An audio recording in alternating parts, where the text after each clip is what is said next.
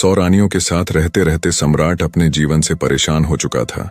उसे अपनी युवावस्था के वह दिन याद हो आए जब उसके मन में स्त्रियों के प्रति कोई आकर्षण नहीं था, जब उसे काम शक्ति और काम वासना के बारे में पता तक नहीं था और मनुष्य के लिए हर एक जीवात्मा एक प्रकार की होती है, शारीरिक रूप। उस समय को याद करके राजा की आंखों में आंसू आ गए।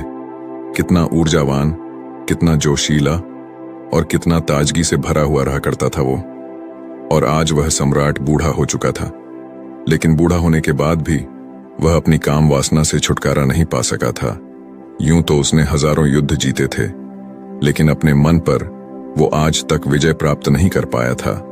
अपनी काम वासना के सामने उसने अपने घुटने टेक दिए थे। अब तो सम्राट को चिंता होने लगी थी, क्योंकि वह बूढ़ा हो चुका था और किसी भी वक्त उसकी मृत्यु हो सकती थी।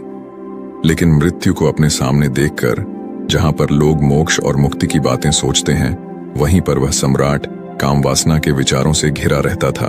100 रानियां थीं उसकी, एक से बढ़कर एक हसीन, और हर रानी के साथ उसने बच्चे भी पैदा किए थे। इतना काम भोगने के बाद भी उसका मन छटपटाता क्यों है? क्यों उसमें अब भी अश्लील विचार आते रहते हैं? सम्राट सोच में पड़ गया कि क्या मरने के बाद भी यह काम वासना का बोझ मैं अपने साथ लेकर यहां से जाऊंगा? सम्राट आत्मा के सिद्धांत को मानने वाला था, इसीलिए उसने सोचा कि अगर मैंने अपनी काम वासना से अभी छुटकारा नहीं पाया तो मेरी आत्मा न जाने कब तक यूं ही भटकती रहेगी। मुझे अपनी आत्मा को मुक्त करने के लिए इन काम वासना के विचारों को यहीं पर छोड़ देना होगा। सम्राट दिन रात इसी चिंता में डूबा रहता था कि किस प्रकार मैं अपनी काम वासना से छुटकारा पा सकता हूं, और इसीलिए एक दिन उसने अपने राजमहल में सभी विद्वानों की एक सभा बुलाई। स्वाभाविक रूप से सभा में चर्चा का विषय काम वासना ही रखा गया था। सम्राट ने अपने मंत्री से पूरे नगर में घोषणा करवा दी थी कि जो भी विद्वान राजा के मन को संतुष्ट कर पाएगा वह पूरे जीवन काल के लिए राजा का सलाहकार बनकर रहेगा। इसीलिए नगर के सारे विद्वानों में एक होड़ लग गई थी। मंत्रिमंडल के द्वारा तय किए गए दिन नगर के सारे विद्वान राजमहल में पहुंच गए। कोई अपने हाथ में वेद लिए हुए था तो किसी के हाथ में उपनिषद थे। ज्यादातर विद्वान राजा को वेद और उपनिषदों के माध्यम से संतुष्ट करना चाहते थे। सभा में तर्क वितर्क शुरू हुए। सम्राट ने सबसे पहले सवाल पूछा कि ब्रह्मचर्य का असली मतलब क्या होता है। कुछ विद्वानों ने जवाब दिया कि जिस इंसान ने अपने जीवन में कभी भोग नहीं किया होता वही असली ब्रह्मचारी होता है। दूसरे विद्वानों ने इस बात का विरोध करते हुए बताया कि हो सकता है किसी इंसान ने भोग किया हो, लेकिन वर्तमान में अगर वह भोग का त्याग कर चुका है तो वह भी ब्रह्मचारी ही कहलाता है, और वास्तविकता में वही ब्रह्मचारी होता है जो भोग करने के बाद उसका त्याग कर देता है। वही ब्रह्मचारी कहलाता है। सम्राट को किसी विद्वान के उत्तर से संतुष्टि नहीं हो रही थी, और इधर विद्वान आपस में तर्क वितर्क करने पर लगे हुए थे। कुछ ही देर में वहां पर एक बहुत ही अनूठा विद्वान पहुंचा। वह अपने साथ बेहद खूबसूरत 2 युवतियों को लिए हुए था। उस विद्वान ने वहां पहुंचते ही पहले तो देरी से आने के लिए सम्राट से क्षमा मांगे। उसको देखकर बाकी के सब विद्वान हंसने लगे। एक विद्वान ने सभा में खड़े होकर कहा कि जो इंसान खुद काम वासना से ग्रस्त हो वह दूसरे को काम वासना से छुटकारा कैसे दिला सकता है। इस पर इस विद्वान ने मुस्कुराते हुए उससे पूछा कि तुम्हें ऐसा क्यों लगता है कि मैं काम वासना से ग्रस्त हूं? उस विद्वान ने कहा कि तुम हमें अंधा समझते हो, क्या हमें बेवकूफ समझते हो? तुम यहाँ राजमहल में 2 युवतियों के साथ प्रवेश कर रहे हो, इसका मतलब क्या होता है? इसका अर्थ तो सीधा सीधा यही है कि तुम एक काम वासना से ग्रस्त आदमी हो।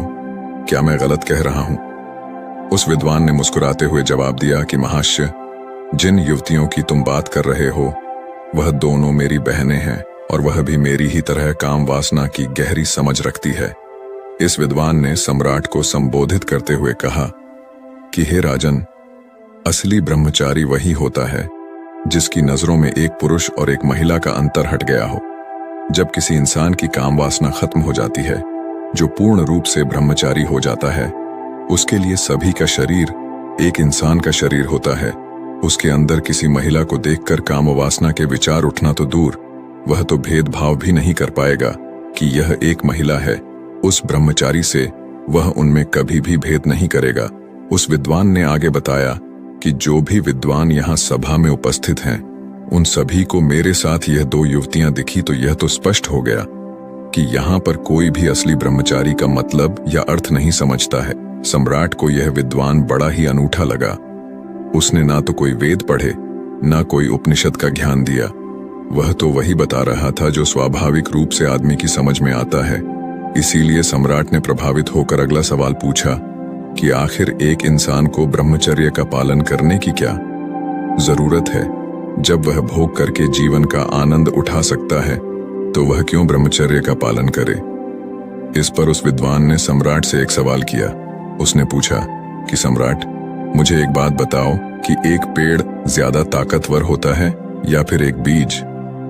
सम्राट ने उत्तर दिया कि एक पेड़ एक बीज से ही तो जन्म लेता है, तो इस प्रकार तो एक बीज एक पेड़ से ज्यादा ताकतवर हुआ। विद्वान ने बताया कि सम्राट, इसी प्रकार हमारे शरीर में भी काम शक्ति रूपी बहुत सारे बीज होते हैं।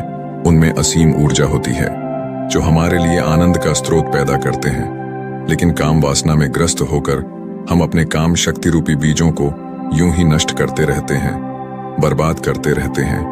और उन बीजों के नष्ट हो जाने के कारण एक आदमी ढीला आलस्य से भरा हुआ हमेशा थका थका सा रहता है। और याद रखना, हमारे भोजन से हमारा रक्त बनता है, रक्त से हमारा मांस, हमारी हड्डी, और आखिर में काम शक्ति रूपी बीज बनते हैं जो कि बहुत ही कम मात्रा में होते हैं। इसीलिए अपने मन में उठने वाली काम वासना के लिए उन बीजों को नष्ट करना कहीं से भी तार्किक नहीं है।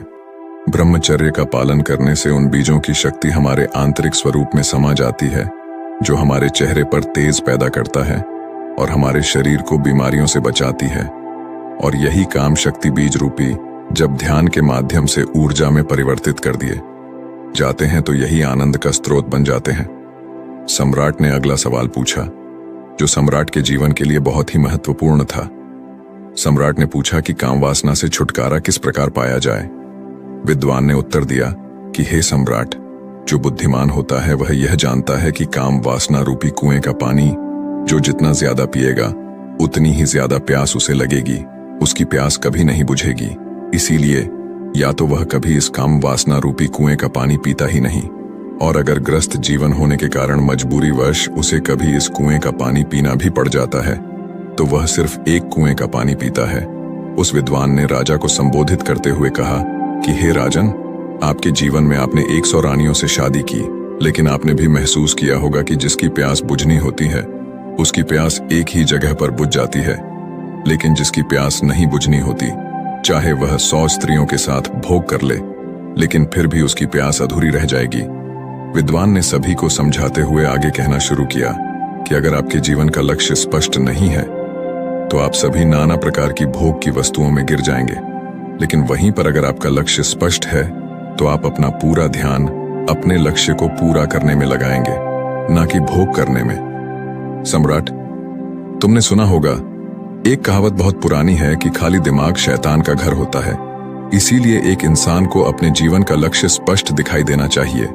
शुरुआती चरण में काम वासना हमेशा हमारे विचारों के द्वारा उत्पन्न होती है, और अगर हम अपने विचारों को ऐसी जगह पर लगाएंगे जिससे हमारा लक्ष्य पूरा हो सके तो हमारे मस्तिष्क में काम वासना के विचारों के लिए कोई जगह ही नहीं बचेगी। विद्वान ने सम्राट को चेतावनी देते हुए कहा कि सम्राट, याद रखना, भोग करने से ज्यादा खतरनाक काम वासना के विचार होते हैं।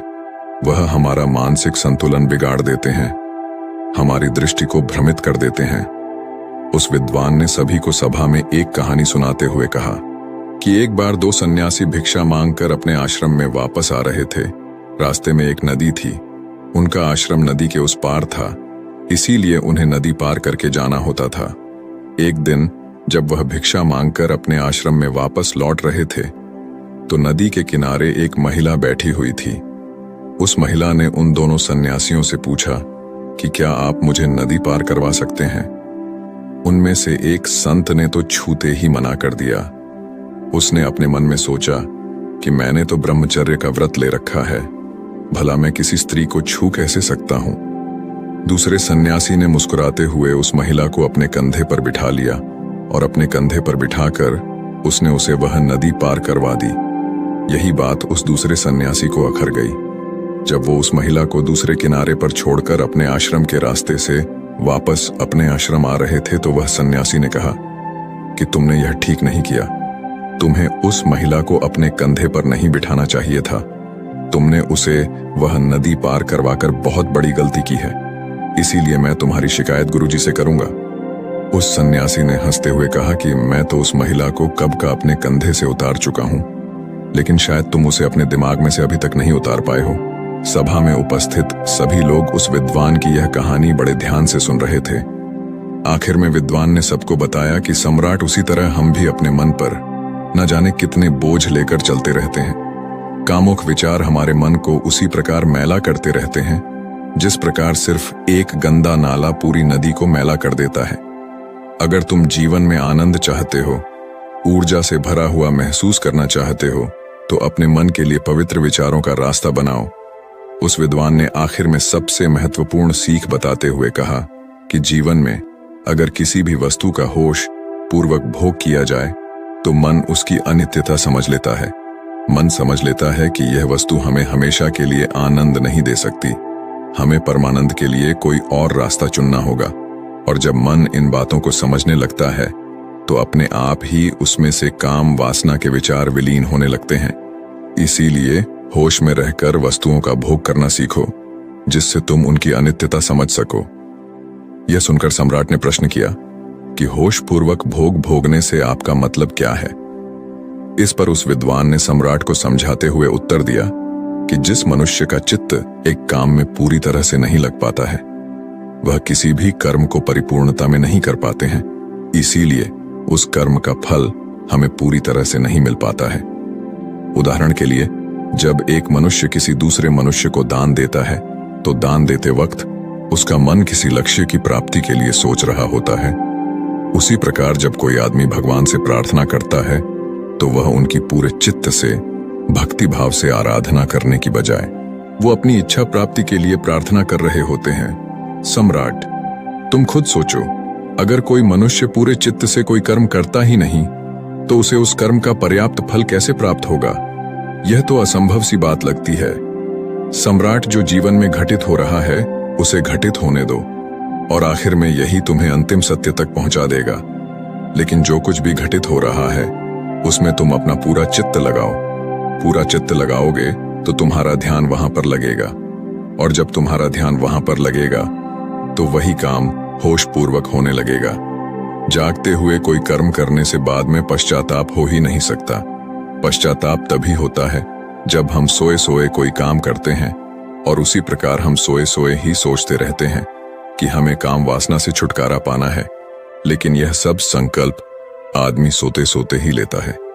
जागृत अवस्था में संकल्प लेने की जरूरत ही नहीं पड़ती, क्योंकि खुली आंखों से जागते हुए कोई मनुष्य गलती कर ही नहीं सकता।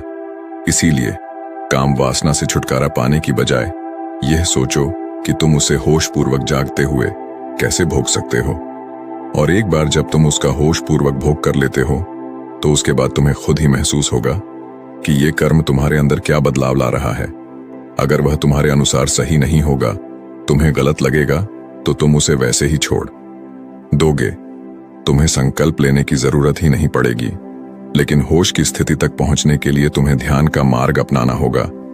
ध्यान करने से ही आदमी की निद्रा टूटती है, वह जागृत अवस्था में आता है, और जब वह जागृत अवस्था में आता है तो उसका चित्त एक काम पर पूरी तरह से लगने लगता है, और उसके बाद होश पूर्वक उस कर्म को करने के बाद उस कर्म की अनित्यता को हमारा मन अपने आप समझने लगता है। विद्वान ने अपनी बात को और गहराई से समझाते हुए समझाया कि सोए हुए इंसान को तो रास्ते पर पड़ा हुआ सांप भी दिखाई नहीं देता। वह भी उसे तब पता चलेगा जब वह सांप पर पैर रख देगा। और इसी प्रकार तो हर इंसान कार्य करता है। जब वह रास्ते पर चलता है तो अपने विचारों में, अपनी भविष्य की योजनाओं में उसका मन हमेशा उलझा रहता है। उसका ध्यान अपने चलने पर तो होता ही नहीं है, तो रास्ते पर कहां से होगा? ये सब लक्षण एक सोए हुए मनुष्य के होते हैं। और जब वह मनुष्य यह महसूस कर पाता है कि वह कितनी गहरी निद्रा में है, तो उसी समय उसके जीवन में ध्यान का उदय होता है। लेकिन सोए हुए इंसान को भला किस प्रकार दिखाई देगा कि वह सोया हुआ है? या तो कोई उसे हिलाकर जगाए या उसे बताए कि तुम सोए हुए हो, तब तो उसकी नींद टूटेगी। लेकिन ऐसे मनुष्य हमें कम ही मिलते हैं। जो हमें यह एहसास कराते हैं कि हम कितनी गहरी निद्रा में सोए हुए हैं। मेरा मन विचारों का, भविष्य की योजनाओं का, अतीत के दुखों का एक दफ्तर बन चुका है। वह सम्राट इस विद्वान के उत्तरों से बहुत प्रभावित हुआ और उस सम्राट ने इस विद्वान को अपने पूरे जीवन काल के लिए अपना सलाहकार बना लिया। तो दोस्तों, उम्मीद है इस वीडियो से आपको काफी कुछ सीखने को मिला होगा, और अगर कुछ सीखने को मिला हो तो हमारे इस वीडियो को लाइक, शेयर और बुद्धा स्टोरियन चैनल को सब्सक्राइब जरूर कर लीजिएगा, और साथ ही कमेंट में नमो बुद्धाय जरूर लिखिएगा। धन्यवाद।